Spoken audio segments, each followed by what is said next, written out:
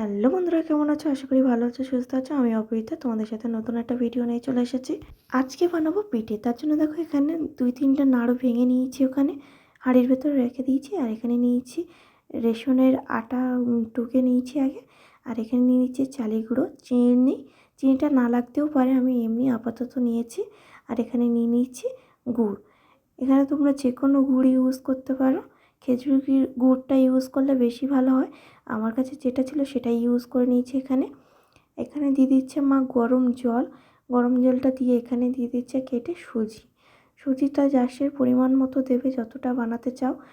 1 cup সুজি নিলে 1 cup আটা, ময়দা এরকমভাবে সব কিছু নিতে পারো, 1 কাপ করে। তো এখানে দেখো আমি সুজিটা দেওয়ার পরে দিয়ে দিয়েছিলাম মা চালের গুঁড়িটা আমি অল্প অল্প করে মেখেছি আর দিয়েছি।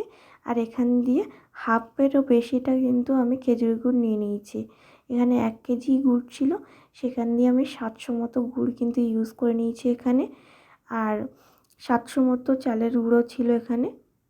তো আমি পুরোটা ইউজ করিনি, হাফ দিয়েছিলাম, হাফেরও একটু বেশি চালের গুঁড়োটা দিয়েছিলাম।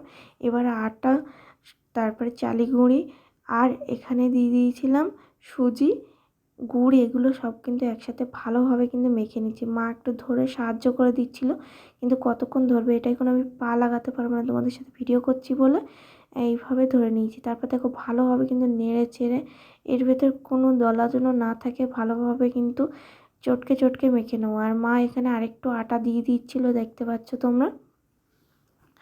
আটাটা দিয়ে আমি আবারও কিন্তু ভালোভাবে এখানে মাখবো।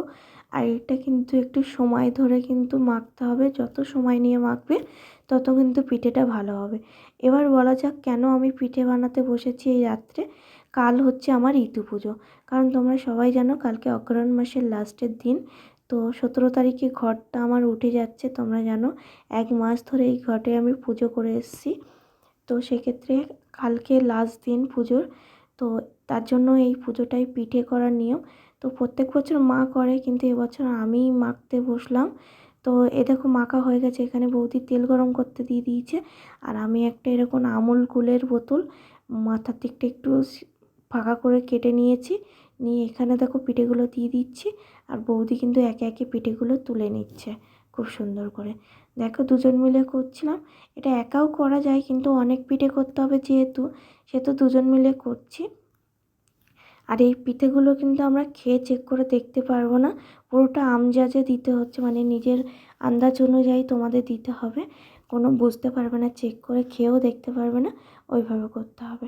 আর পিঠেগুলো কিন্তু খুব ভালোভাবেই উঠে গেছিলো। আর যেহেতু আমার পায়ে ব্যথা ছিল, আমি বেশিক্ষণ বসতে পারিনি, দাদা এসে বাকি পিঠেগুলো করেছিল। তো দেখো এখানে কিন্তু আমি পিঠেগুলো একে একে দিয়ে কিন্তু কথা বলতে বলতে দিয়ে করে নিচ্ছি। তারপরে আমার প্রচুর পায়ে যন্ত্রণা হচ্ছিলো, তাই দাদা আর বৌদিকে বসিয়ে দিয়েছি এখানে পিঠে করতে। আর এই পিঠে করার সময় মুখে কিছু না কিছু বেঁধে নেওয়াই ভালো, কারণ এই পিঠে করার সময় না কথা বলা যায় না একটু ভালোভাবে। দাদা আমাকে দেখে হাসছে, বলে কি তোর পায়ে ব্যথা করছিল আর এখানে দাঁড়িয়ে আছি। তো পিঠেটা বাকিটা ওরাই করে নিয়েছিল।